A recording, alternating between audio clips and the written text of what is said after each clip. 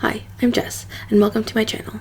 I've been thinking about what my reading goals for 2026 will be. One thing I really want to focus on is reading more diversely. Reading diversely is something I failed at this year. Of the 11 or 12 different authors I've read, one is Black and one is openly queer and disabled. I have a few books by BIPOC authors on my TBR. I've just been waiting for them to become available. Some of the books on my TBR that I want to prioritize reading are Legendborn, The Reformatory, Buffalo Hunter Hunter, Song Below Water, A Snake Falls to Earth, and The Deep. Any recommendations to add to that list are welcome. I'd also like to expand my reading to include more authors from non-North American countries. On top of reading more authors from different races and ethnicities, I'd also like to read more disabled authors and more queer authors.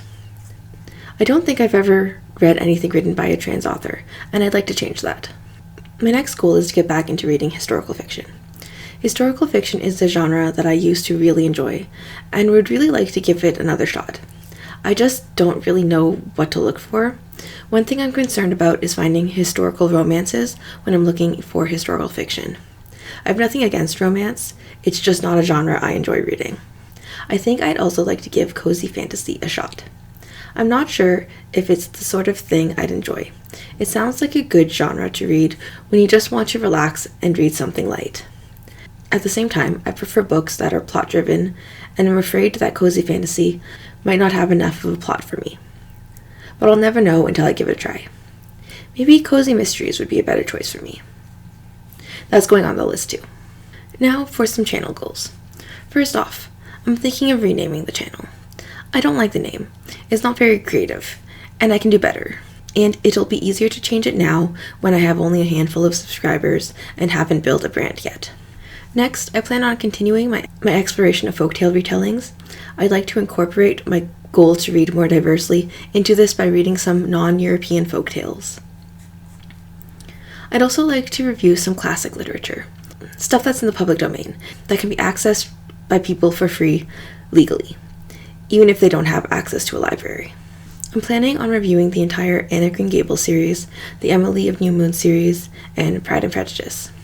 I'd also like to do a super in-depth review / deep dive into the Hunger Games series, because there's so much to get from that series, and I want an excuse to reread it while paying close attention. Finally, I'd like to try hate reading and doing rant reviews.